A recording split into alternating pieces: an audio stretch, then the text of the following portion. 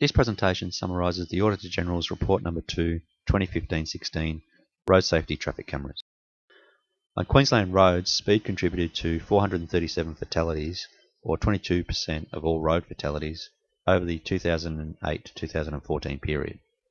It also contributed to 2,172 hospitalisations, or 5% of all road hospitalisations over the 2008-2013 period.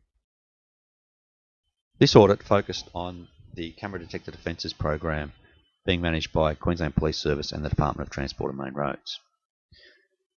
It looked at how effectively the program contributes to road safety outcomes, the program design and implementation, and the operational integrity of the program. We concluded the program is generally working well in providing a general deterrence across the road network, but could be working better. The program is well designed, but shifts in operational practices have led to a move away from the general deterrence principle. We concluded it is time to implement the program as designed by deploying cameras to the right locations at the right time and move to address the imbalance between too much specific and not enough general deterrence.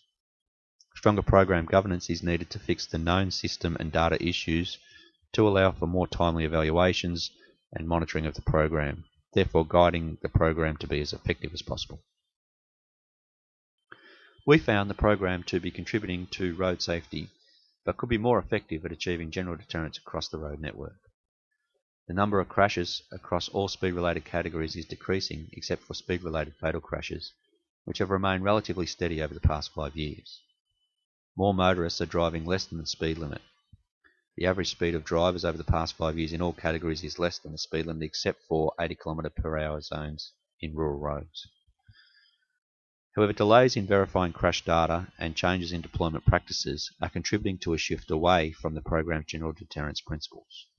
This is hampering the program in further delivering reductions in speed-related crashes. The Department of Transport and Main Roads and Queensland Police have only implemented or progressed 9 of the 17 program improvement recommendations made by road safety experts since 2009. We found the program to be generally well designed, informed by research and expert advice. The sites approved for use had serious casualty crashes or a high crash potential, but many are not being visited. Camera deployment practices are working against the principle of general deterrence, focusing instead on site-specific deterrence.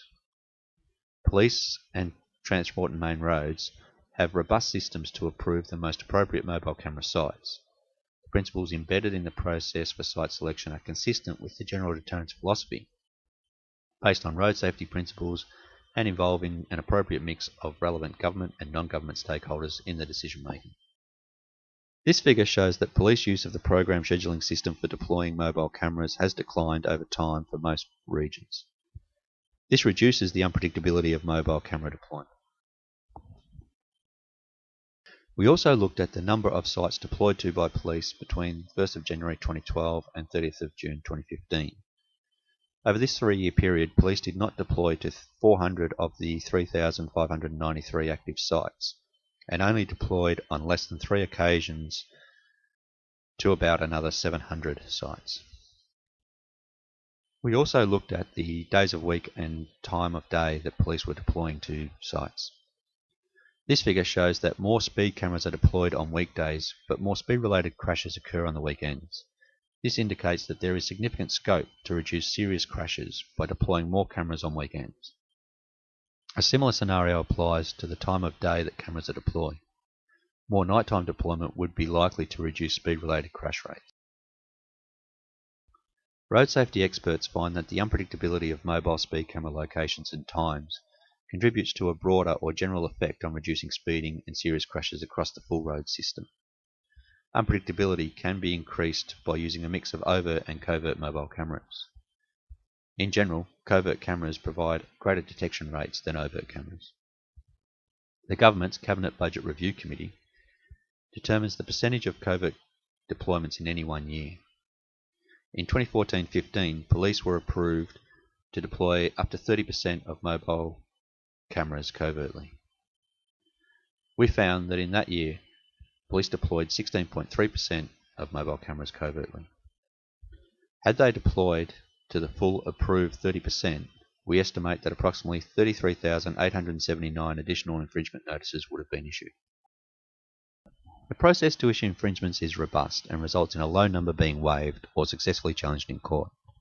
This figure outlines the reasons why infringements were not issued for detected offences, the most significant being an unclear number plate. In 2014-15, 135,533 offences were not issued for this reason.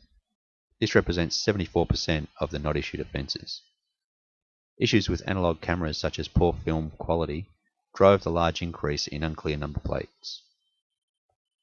We estimate that over the period of 2013-14 to 2014-15, potential fines revenue of approximately $15.7 million has been lost due to issues with analogue cameras.